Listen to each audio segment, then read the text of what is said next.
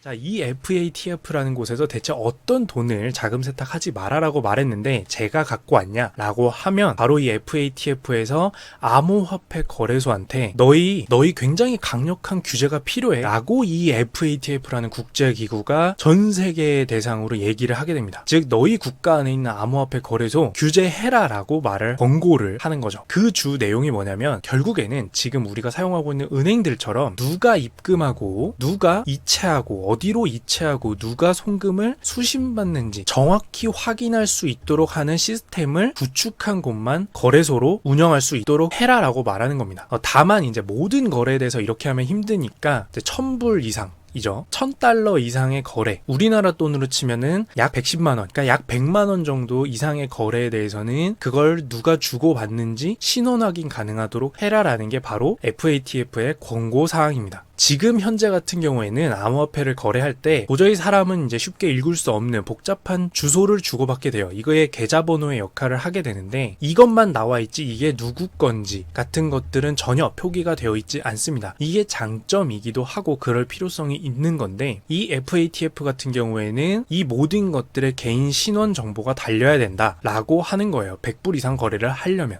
다만 이제 이것을 당장 시행해라 라고 하면은 지금 솔직히 암호화폐 거래소 중에 이게 되는 곳이 없겠죠. 그리고 충분히 대비를 해야 되기 때문에 이제 내년 2020년 6월까지 관련 시스템을 구비를 해라 라고 말을 합니다. 근데 물론 여러분들이야, 제 방송을 보시는 분들이야 이렇게 추적 불가능한 돈을 만들어야 되는 분들은 아닐 거기 때문에 그냥 그렇네 라고 생각을 하시면 되기는 해요. 그렇지만 자, 이렇게 무조건적으로 따라라 라고 말하는 것도 알고 보면은 조금 우려되는 부분이 있다라는 걸 알아두면 더 좋으니까 체크를 하자면, 자, 이렇게 기존 은행처럼 암호화폐 거래소에도 해라 라고 말은 했는데 이 암호화폐라는 게 뭐죠? 결국 블록체인이라는 새로운 기술을 통해서 발행한 화폐란 말이에요. 그렇다면 과연 기존 은행처럼 하는데 전혀 문제가 없을까요? 아니겠죠.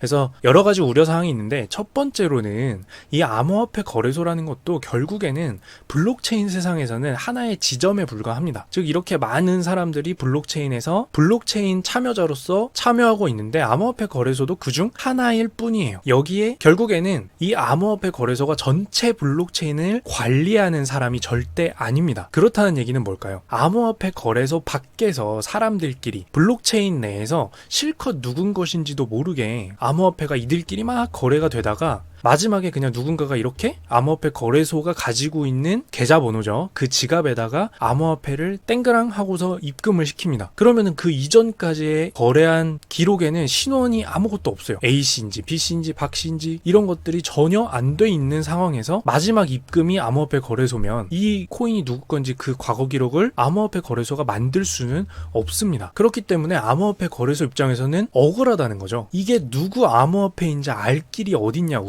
우리가 이 암호화폐를 발행하고 모든 기록을 관리하는 업체가 아니다. 우리도 그냥 한 지점일 뿐이다 라는 거예요. 조금 의아하실 수 있기 때문에 정리를 해드리자면, 자, 누군가가 이 암호화폐 거래소를 사용하기 위해서 회원 가입을 하겠죠. 회원 가입을 할 때는 당연히 본인의 신원 정보를 넣습니다. 이름, 주민등록번호, 이런 것들을 만들어가지고 넣죠. 그러면 이게 여기 암호화폐 거래소에 가입된 사람은 누군지 알아요. 그리고 이 사람의 지갑이 별도로 생깁니다. 자, 그래서 이 가입한 사람이 본인의 돈을 그냥 입금하는 거면 상관이 없는데 회원가입은 이 사람이 해요. 근데 이미 이 블록체인을 사용하고 있던 사람이 이 사람의 지갑으로 이렇게 입금을 시킵니다. 그러면 이 입금한 사람이 누군지는 어떻게 알죠? 이 사람은 암호화폐 거래소의 회원이 아니에요. 그냥 원래 블록체인을 사용하고 있던 사람입니다. 어떻게 알죠? 이 돈이 어디서 왔는지, 이 암호화폐가 어디서 왔는지는 어떻게 알죠? 모르죠. 암호화폐 거래소에 가입된 사람의 신원이나 확인이 가능한 거지, 결국에는 암호화폐 거래소 밖에서 일어나는 일은 확인이 불가능하다는 게 암호화폐 거래소가 매우 억울해하고 있는 점입니다. 둘째는 이제 블록체인 영상을 보신 분들은 아시겠지만 이 거래 기록을 블록체인에 참여하는 누구나가 저장하고 있는 형태예요. 그래서 공공장부라고 부릅니다. 모두가 장부를 저장하고 있는 형태죠. 그런데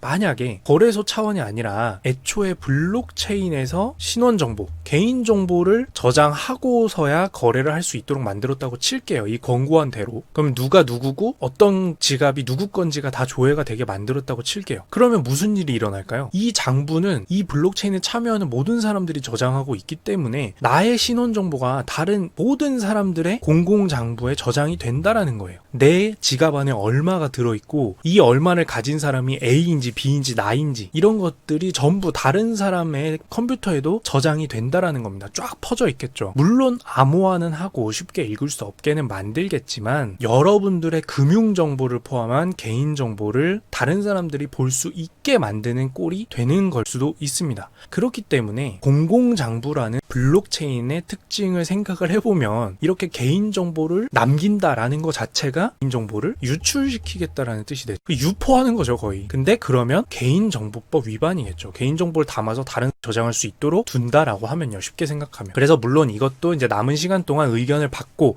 이렇게 해서 조율을 하겠지만